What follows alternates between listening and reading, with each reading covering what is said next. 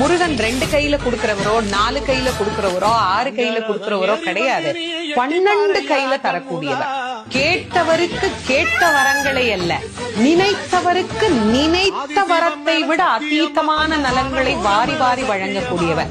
அவர் 12 கையில கொடுப்பார், வாங்குறதுக்கு நமக்கு தான் 2 கை பத்தாது.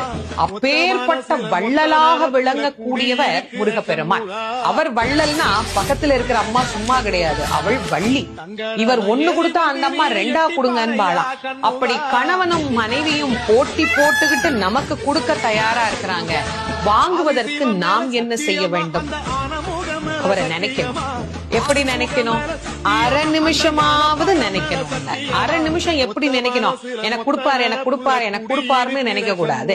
முருகப்பெருமானை உள்ளம் உருகி, அந்த உள்ளம் உருகுகிற போதே நமக்கு அப்படியே கண்களில் இருந்து ஆனந்த கண்ணீர் அப்படியே பெருகும். அந்த கண்ணீர்